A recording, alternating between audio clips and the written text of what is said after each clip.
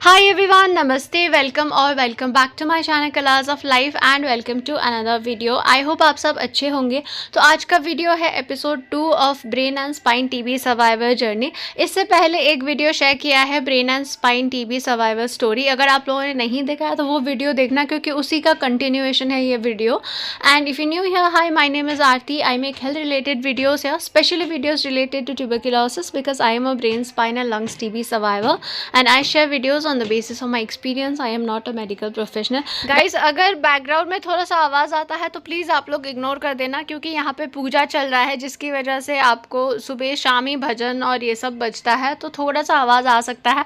तो वीडियो को स्टार्ट करते हैं। इससे पहले वाले वीडियो में brain and spine TB survivor story में मैंने अपने सिम्टम्स बताए थे। स्टार्टिंग में क्या क्या मुझे सिम्टम्स हुआ था, मैं कितने हॉस्पिटल्स गई और कहाँ कैसे मेरा जो है brain spine TB hydrocephalus diagnose हुआ। हाइड्रोसेफेलस क्या है वो मैंने पहले वाले वीडियो में बताया हुआ है। उसके बाद जो है बहुत लोगों का ये क्वेश्चन रहता है कि ब्रेन एंड स्पाइन टीबी कैसे डायग्नोज होता है, और मैंने ऑलरेडी एक इस पे सेपरेट वीडियो भी बनाया हुआ है। तो मेरा कैसे डायग्नोज हुआ, मेरा 3 MRI तो पहले हो चुका था जिसमें कुछ दिखाया नहीं था। तो 4th मेरा जो MRI हुआ ईस्टर हॉस्पिटल में, वहाँ पे जो है मेरे MRI से डायग्नोज हुआ। और साथ ही साथ मेरा लंबर पंक्चर किया था। लंबर पंक्चर एक प्रोसीजर होता है जहाँ पे आपका जो स्पाइनल कॉर्ड है वहाँ पे एक नीडल जाता है, और वो नीडल से आपके स्पाइनल कॉर्ड और ब्रेन में एक फ्लूइड होता है, सेरेब्रोस्पाइनल फ्लूइड, CSF फ्लूइड बोलते हैं। वो फ्लूइड निकाला जाता है और उसका टेस्ट होता है। जैसे आप लोगों का अगर लंग्स टीबी के पेशेंट है तो उसको आपको CB net gene expert culture के लिए आपका स्पुटम का सैंपल देते हैं। लेकिन अगर आपका ब्रेन और स्पाइनल कॉर्ड में टीबी है तो वो CSF फ्लूइड जो है सैंपल देते हैं। तो लंबर पंक्चर करके आपका स्पाइनल टैप करके आपके स्पाइनल कॉर्ड के अंदर से वो फ्लूइड निकलता है और उस फ्लूइड को जो है सैंपल की तरह दिया जाता है टेस्ट करने के लिए। तो मेरा लंबर पंक्चर हुआ और उस CSF फ्लूइड से मेरा जीन एक्सपर्ट हुआ, CB नेट हुआ, और टीबी के टेस्ट जो कल्चर वगैरह होता है वो भी उसी से होता है।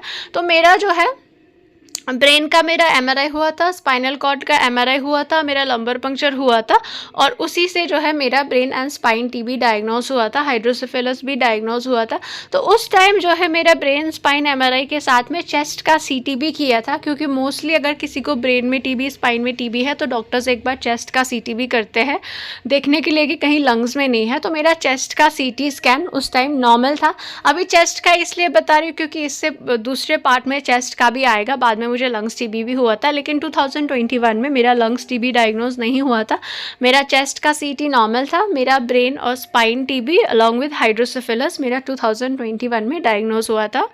तो मेरा जो है एस्टर आरवी हॉस्पिटल में टीबी, हाइड्रोसेफेलस ये सब डायग्नोज हुआ, और वहाँ पे मुझे डायग्नोज होने के बाद रखा था कुछ दिन के लिए।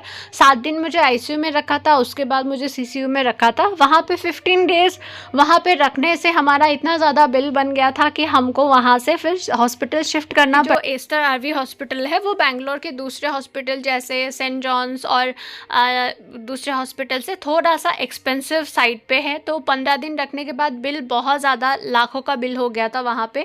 तो मेरी फैमिली ने वहाँ से मुझे सेंट जॉन्स हॉस्पिटल में शिफ्ट किया, क्योंकि सेंट जॉन्स भी अच्छा हॉस्पिटल है। पहले वहाँ पे नहीं रखा था क्योंकि वहाँ पे ICU नहीं था, तो मुझे ICU से निकाल दिया था। अभी मुझे जो है वाटर बेड पे रखा था। जो बेड का मैट्रेस होता है उसके अंदर पानी भरा होता है, और कुछ तो लगाया था मुझे, लेकिन वो ICU नहीं था, नॉर्मल ही था। तो वहाँ पे मुझे रखा। तो वहाँ पे सेंट जॉन्स में मुझे अगेन 1 महीने के लिए एडमिट किया। तो मैं बेहोश होने के एग्जैक्टली 45 डेज़, गिनती के 45 डेज़ बाद में मेरा होश आया था सेंट जॉन्स हॉस्पिटल में।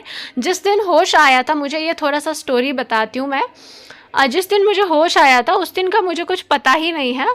उस दिन क्या हुआ मुझे पता नहीं। बस इतना पता है कि मैंने अपनी मम्मी को नहीं पहचाना था, मैंने अपनी फैमिली को नहीं पहचाना था, मम्मी को नहीं पहचाना। लेकिन जब मेरी मम्मी ने मेरी मासी को कॉल लगाया तो मैंने मासी को पहचान लिया था। तो ऐसा कुछ हुआ था। फिर 2-3 दिन मुझे लगा था मेरी फैमिली को पहचानने के लिए, और 2-3 दिन बाद मैंने अपनी फैमिली को पहचाना था। और जब मैंने मम्मी से पूछा था कि मुझे क्या हुआ है, तो मेरी मम्मी ने बोला कि तुम्हें सिंपल कुछ इन्फेक्शन हुआ है, 2-3 दिन में तुम्हारा डिस्चार्ज हो जाएगा। तो वो मुझे बहुत नॉर्मल चीज़ लगी थी, क्योंकि पहले भी मैंने बताया था कि मैं बहुत सेंसिटिव थी बचपन से। मुझे डेंगू, ये येलो फीवर, चिकन पॉक्स, ये सब चीज़ें होती रहती थी। मुझे माइग्रेन और साइनसाइटिस भी था। मुझे मेडिसिन लेने की आदत थी। इंजेक्शन वगैरह से मुझे डर नहीं लगता था। अभी भी डर नहीं लगता है, तो मेरे लिए नॉर्मल लगा कि हाँ 2-3 दिन में तो छुट्टी हो जाएगा। फिर एक दिन मैंने मम्मी को बोला कि मम्मी थोड़ा सा बाहर लेके चलो पार्क में, क्योंकि जिस हॉस्पिटल में मैं एडमिट थी यहाँ पे जो बड़े बड़े हॉस्पिटल्स हैं वहाँ पे पेशेंट्स के लिए पार्क वगैरह तो होते ही है। तो मैंने बोला कि मम्मी पार्क में लेके चलो, तो मेरी मम्मी ने बोला कि नहीं नहीं पार्क में नहीं जा सकती क्योंकि डॉक्टर ने तुमको चलने से मना किया हुआ है। तो वो बात मुझे थोड़ा सा समझ नहीं आया, क्योंकि मुझे तो नॉर्मल इन्फेक्शन हुआ है, 2-3 दिन में मेरा डिस्चार्ज भी हो जाएगा, फिर मुझे चलने से क्यों मना किया है, ऐसे मैंने अपने दिमाग में सोचा। बट शायद उस टाइम मेरा सोचने का इतना पावर नहीं था कि मैं ज़्यादा सोच सकती या फिर मैं क्वेश्चन कर सकती, तो मैंने कुछ नहीं बोला। और शायद उसके 2-3 दिन बाद सिस्टर्स आए थे, नर्सेस, तो उन्होंने मेरी मम्मी को फार्मेसी में भेजा था कुछ सामान लाने के लिए, दवाई वगैरह, और मुझे जो है उन्होंने मेरे बेड से उठा के व्हील चेयर में रख दिया। और मुझे बहुत अजीब लगा कि इन्होंने मुझे व्हील चेयर में क्यों रखा है, ऐसे थोड़ा अजीब लगा। और वो सिस्टर जो नर्स है, एक नर्स और एक हेल्पर थी, वो मेरे बेड अरेंज कर रही थी। तो मेरे दिमाग में ऐसा हुआ कि डॉक्टर ने मुझे चलने के लिए क्यों मना किया है, इन्होंने मुझे व्हील चेयर में क्यों रखा है। तो मैंने थोड़ा सा एक अपना जो लेग है वो आगे किया, एक कदम आगे बढ़ाया, और वो व्हील चेयर पीछे खिसक गया और मैं नीचे फ्लोर पे गिर गई। तब मुझे रियलाइज़ हुआ कि मेरे पैरों में तो एनर्जी नहीं है, क्या है पता नहीं, मैं चल नहीं पा रही थी। मतलब तो एक कदम मैंने आगे बढ़ाया तो मैं वहाँ गिर गई। उसके बाद सारे सिस्टर्स और वहाँ पे जितने भी जो अटेंडर वगैरह थे वो सब लोग आए। फिर एक सिस्टर ने ऐसे बोला कि चल नहीं सकती है तो चलने की कोशिश क्यों किया, मतलब ऐसे कुछ रूडली बोला था उन्होंने। तो फिर मुझे पता चला कि मैं चल नहीं पा रही हूँ। और मुझे टीबी डायग्नोस होने के बाद फर्स्ट वो शॉक लगा था कि मैं चल नहीं पा रही हूँ। और मुझे फिर बेड में सुला दिया और सिस्टर ने मुझे बोला कि बिल्कुल भी चलने की कोशिश मत करना। फिर मेरी मम्मी आई तो मम्मी बोला मम्मी मैं तो गिर गई, तो उन्होंने बोला कि नहीं बेटा तू नहीं चल सकती है, चलने के लिए थोड़ा टाइम लगेगा। तो उस टाइम मुझे हॉस्पिटल के अंदर बहुत सफोकेशन हो रहा था, बहुत ज़्यादा सफोकेशन हो रहा था, मैं चल नहीं पा रही थी। तो वो बहुत ख़राब टाइम लगा था मुझे। फ़र्स्ट टाइम मुझे शॉक उसी टाइम में लगा था कि मैं चल नहीं पा रही हूँ। तो शाम के टाइम मेरी मम्मी और मेरी जो फैमिली है वो मुझे व्हील चेयर में रख के डेली शाम के टाइम मुझे हॉस्पिटल के पार्क में घुमाने के लिए लेके जाते थे। और हॉस्पिटल के टाइम में वो पार्क में जाना मेरे लिए बेस्ट टाइम होता था। सुबह से मैं वेट करती थी कि कब इवनिंग होगा, 4 बजेगा और मुझे पार्क में लेके जाएंगे। तो पार्क में जाना वो बहुत मुझे लगता था कि मैं कहीं घूमने जा रही हूँ। तो वो मेरे लिए बहुत ऐसा टाइम रहता था कि मुझे पार्क में जाने का बहुत वेट रहता था। तो सुबह से मैं वेट करती थी कि कब शाम होगा और कब मुझे वो पार्क में लेके जाएंगे। तो मेरी मम्मी मुझे डेली व्हील चेयर में पार्क में लेके जाती थी। तो ऐसे मैं सेंट जॉन्स हॉस्पिटल में 1 महीने रही और शायद 1 महीने से थोड़ा ज़्यादा रही। तो उस टाइम जो है मेरा दिमाग इतना अच्छे से काम नहीं कर रहा था। एक दिन मुझे मेरी एक मैम ने मैसेज करके पूछा था कि तुम्हें एक्चुअली में क्या हुआ है। तो मैंने उनको रिप्लाई किया मुझे नहीं पता, क्योंकि मुझे पता ही नहीं था कि मुझे क्या हुआ है। और मेरा दिमाग इतना तेज़ नहीं था कि उस टाइम मैं किसी से एक्चुअली में पूछूँ कि मुझे क्या बीमारी हुआ है। और मुझे डिस्चार्ज करने से पहले डॉक्टर ने बताया था brain TB, spine TB, hydrocephalus हुआ है और ये स्ट्रोक वगैरह आया था। लेकिन उस टाइम भी मेरा दिमाग इतने अच्छे से काम नहीं कर रहा था कि मैं उनसे पूछूं कि एक्चुअली ये ब्रेन टीबी होता क्या है, हाइड्रोसेफेलस होता क्या है। मैंने बस सुना और मैंने कुछ रिएक्ट नहीं किया, मैंने बोला हाँ ठीक है ठीक है। तो जब मेरा डिस्चार्ज हुआ तो मुझे यूरिन ट्यूब के साथ डिस्चार्ज किया था। मैं डाइपर्स यूज़ कर रही थी और मैं चल नहीं पा रही थी। मेरा जो है क्या कहते हैं व्हील चेयर में ही मुझे ऐसे ही डिस्चार्ज किया था। और मुझे डिस्चार्ज होने के बाद मुझे जो है जाना था हॉस्पिटल 15 दिन में एक बार।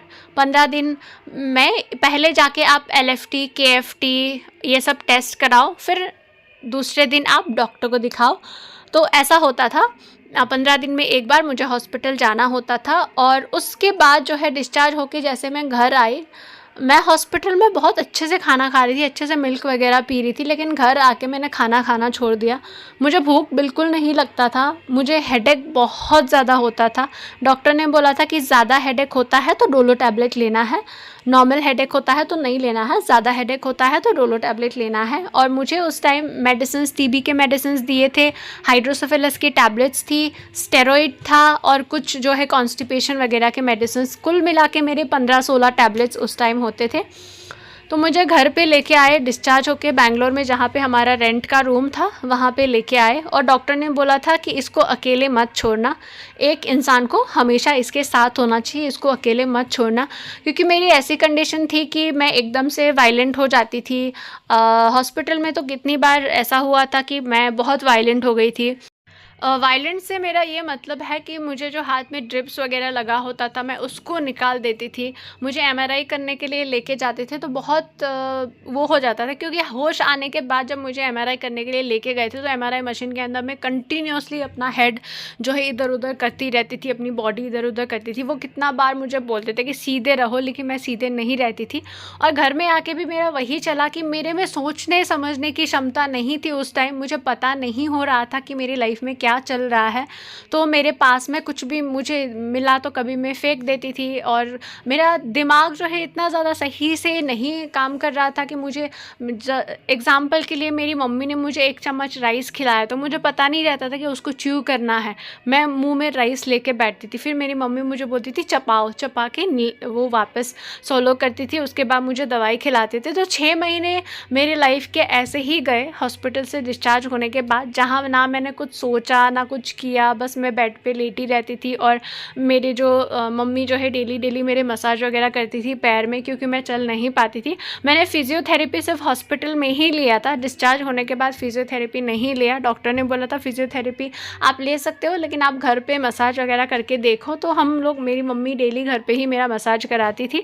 और 2-3 महीने बाद मुझे 2-3 लोगों के सपोर्ट से थोड़ा थोड़ा चलाने लगी थी। 2-3 लोग मुझे पकड़ते और ऐसे मुझे चलाने लगी थी।